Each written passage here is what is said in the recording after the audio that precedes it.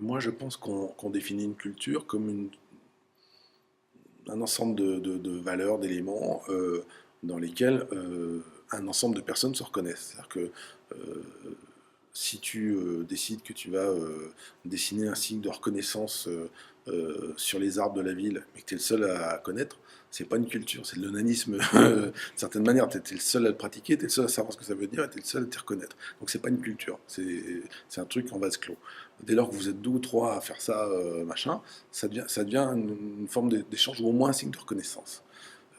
Donc je pense que toute culture culturelle, si on peut utiliser ce barbarisme, se reconnaît comme ça. Donc, le fait qu'on parle d'une culture de comics, moi, m'étonne pas, parce que on a, par la force des choses, plusieurs centaines de milliers de gamins, de plusieurs millions de gamins, qui ont lu à un moment le même épisode des Fantastiques. Alors, certains étaient petits Texans dans un coin, d'autres étaient dans le port de Marseille et un petit Esquimau, quelque part, peut-être lu le même épisode des Fantastiques. Et on va dire que c'est des personnages très différents. Mais on a sans doute aussi ça en termes historiques. Au moment de l'Empire romain, bah, des gens faisaient partir de l'Empire romain, étaient en théorie recouverts par la même culture, et puis étaient à un bout, d'un bout à l'autre du monde. Donc ça me semble pas idiot de parler d'un ensemble de valeurs. Après, il y a un côté obscur à ça.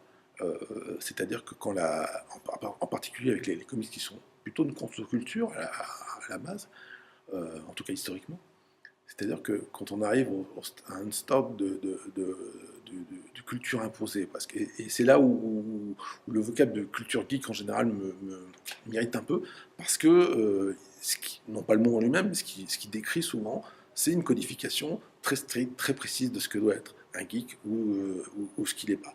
Et ça veut dire qu'on va arriver à une définition du profil qui est de dire, bah voilà, un geek, il lit des comics, il écoute du manga, il lit des mangas, il écoute de la J-pop, il mange japonais, et il y a des gens comme ça qui existent, qui n'ont rien de caricatural, c'est juste leur délire.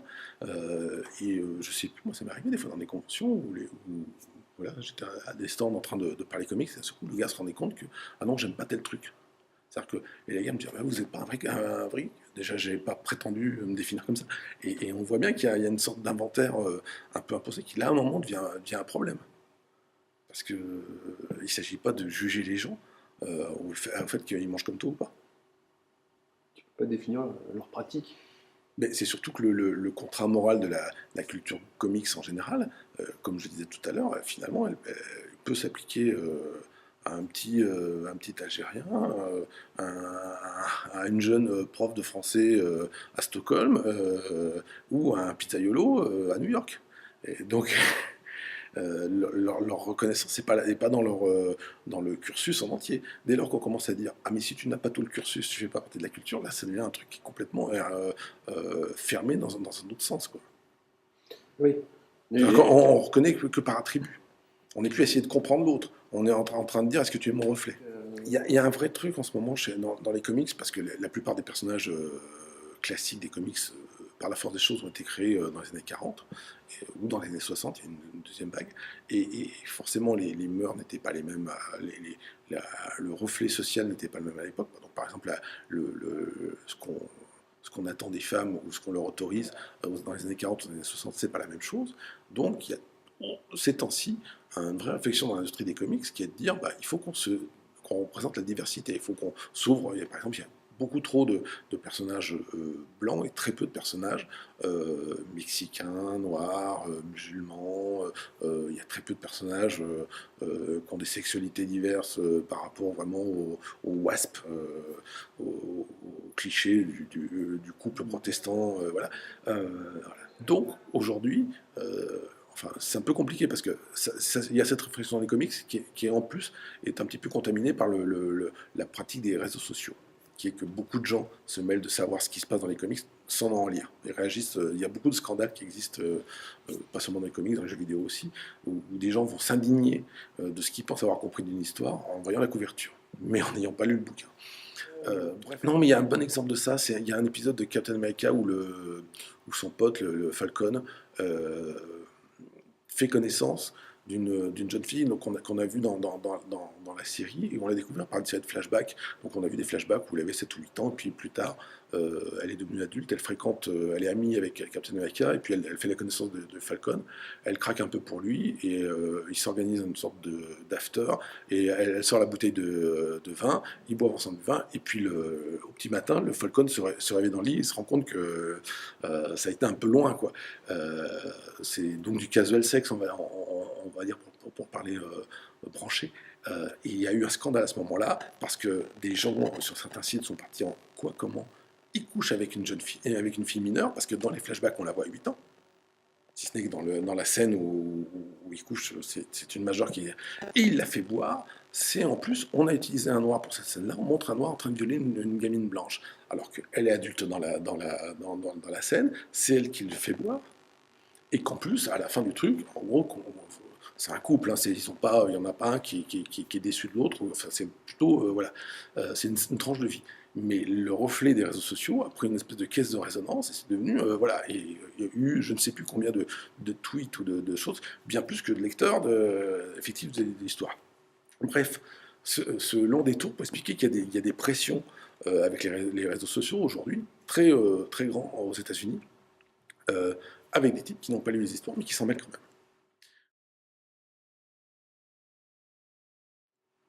Donc les comics ne sont pas au-delà de toute critique, ils ont un retard parce que leur développement initial s'est fait dans les années 40 ou 60, et donc il faut un petit peu updater la chose. Et je parlais de ça parce qu'aujourd'hui on parle beaucoup de diversité dans les comics, et on parle aussi de représentativité. Et on confond les deux choses. C'est-à-dire que moi, la diversité, ça veut dire que je peux lire une histoire de Black Panther, et je peux me reconnaître dans le personnage, et je peux m'intéresser. Et je peux même me poser des questions que je ne me posais pas avant. Je peux lire une histoire de Wonder Woman. Moi, j'ai lu gamin l'histoire de Wonder Woman. Je sais que je ne ressemble pas à Wonder Woman, a priori. Et en fait, finalement, voilà, on s'intéresse à un autre point de vue, à une autre nature, à l'autre, vraiment à l'autre part. Donc ça, c'est la notion de diversité. La représentativité, c'est pas la même chose. C'est est-ce que je suis représenté dans l'histoire? C'est-à-dire que oui, effectivement, petit, gamin, en lisant les épisodes de Spider-Man, je pouvais peut-être me reconnaître dans Peter Parker. Mais est-ce que la fonction de l'œuvre de fiction, que ce soit les comics ou le cinéma ou les romans, est de m'envoyer seulement mon reflet, ou de m'envoyer un kaléidoscope de reflets, et dans lequel certains peuvent me ressembler de manière plus ou moins proche, réelle, fantasmée, et puis d'autres qui sont très différents de moi. Si je lis les aventures de Thor, dieu nordique qui se fait passer pour un chirurgien boiteux, le type n'a aucun rapport avec moi. Mais c'est intéressant, puisqu'en fait, forcément, la fiction nous sert aussi à sortir notre vécu personnel. En ce moment, chez les Américains, que ce soit pour le cinéma, pour la BD, pour tout l'entertainment en général, on utilise beaucoup le vocable de diversité, alors qu'en fait, on parle de représentativité.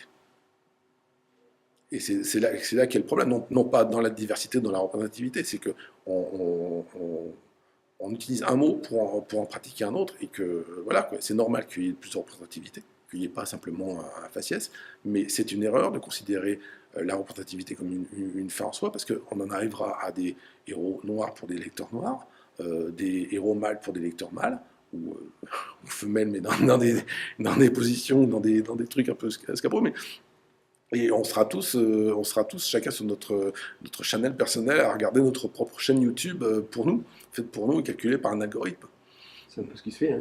C'est un peu ce qui fait, mais c'est aussi le danger. D'ailleurs, tu as ça aussi, hein, c'est un petit peu, comment dire, les réseaux sociaux. Tu vois bien comment l'algorithme d'affichage des vidéos sur YouTube, c'est parce que tu as consulté quelque chose qu'on va te proposer autre chose.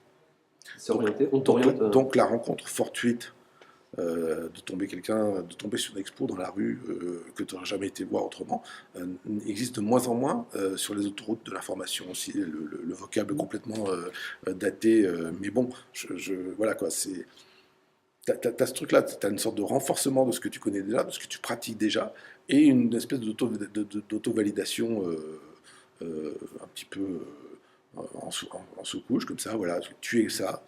Il y a le en bout de route, il y a du déterminisme.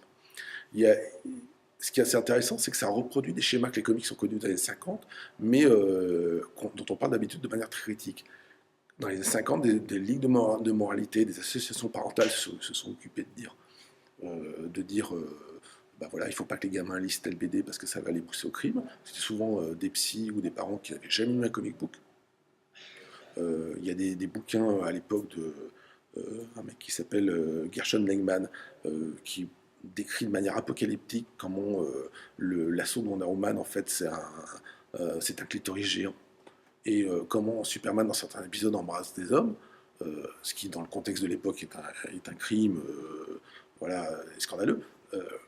Cet épisode-là, il n'existe pas. Personne n'a jamais trouvé. Il n'y a pas d'épisode paru à l'époque où Superman embrasse un homme. La notion de clitoris dans géant dans Wonder Woman avec un lasso, c'est aussi du pipeau. Mais on avance, on retombe un petit peu sur la scène de Sam Wilson tout à l'heure de Falcon et Captain America, c'est-à-dire on pratique des trucs, une foule, alors je ne sais pas si je peux utiliser un terme un peu familier, moi c'est ce que j'appelle souvent le syndrome du bon con. C'est-à-dire qu'il y a un lanceur de débat qui arrive en disant Julien a renversé un tipi. À quoi? Comment? C'est criminel. Et bien entendu, le cœur sur la main, on fait quoi? Il a renversé un type, mais il faut absolument l'arrêter, il faut le lancer à la police. Donc le bon con, il fait ça. On lui dit quelque chose et il part avec les meilleures des intentions. Donc effectivement, si on raconte à quelqu'un qu'il y a une histoire de Captain America où un des héros noirs viole une jeune fille, c'est scandaleux.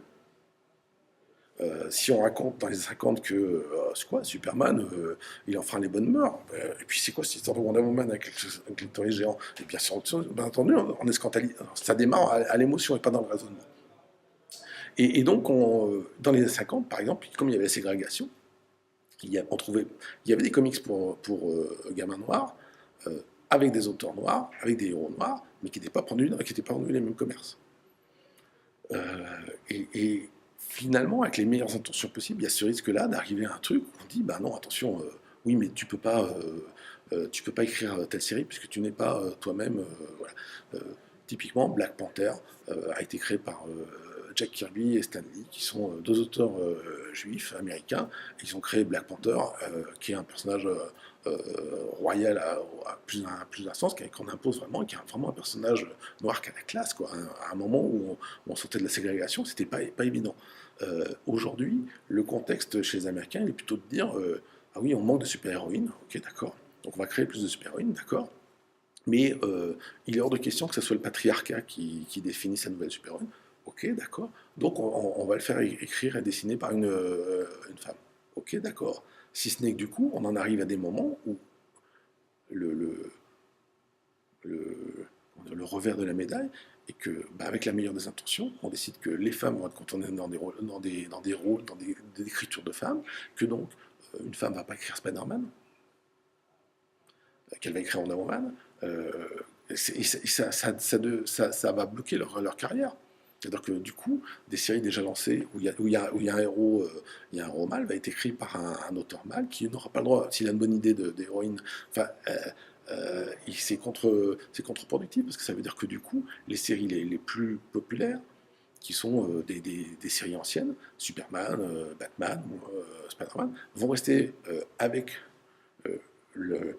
avec l'accord des bons cons, vont rester aux mains des mecs, et la progression professionnelle des femmes sera bloquée parce qu'elles vont récolter les nouveaux personnages les moins connus, et que donc, comme leurs séries se vendront moins, on leur proposera moins de monter en puissance dans des titres plus vendeurs. Donc il y a ce truc, et ce paradoxe qui est assez particulier. Ça, c'est la température de la situation à l'instant T. Je ne suis pas en train de faire de la politique fiction. Peut-être que dans 2 ans, ça sera complètement passé, qu'on aura pris conscience de ce truc-là.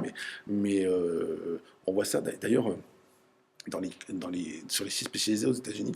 Ils quantifient, avec les meilleures intentions possibles, la progression des séries écrites par des femmes ou de séries consacrées à des femmes. Ce qui, au demeurant, est un truc tout à fait compréhensible, sympathique et tout. Et puis, on arrive à, oui, il y a tel pourcentage, il faut progresser, c'est entièrement vrai. Mais on en arrive à un résultat où, comme on compte comme séries parlant aux femmes seulement les séries avec des héroïnes, on ne compte pas les séries comme Avengers ou X-Men. Et du coup, ça veut dire quoi? Ça veut dire qu'une scénariste femme aujourd'hui dans les comics, comme on la limite à cette écriture comme des séries comme Miss Marvel qui vendent, hein, qui sont intéressantes, mais comme on limite les auteurs surtout à ce truc-là, ça veut dire que l'auteur de Miss Marvel, même si elle performe bien en termes de vente sur Miss Marvel, on ne lui propose pas d'écrire les Avengers. Ah bah non. Ton truc, c'est d'écrire c'est du casting. Et du coup, elle risque pas d'écrire les crossovers, les grands événements de l'année chez Marvel. Donc du coup, elle va moins. C'est un peu comme si on disait, bah non, tu vas pas faire écrire le blockbuster. Et donc on en arrive finalement à introduire un résultat qui n'est pas différent d'une situation sexiste, tout en voulant au contraire aller détruire le sexisme.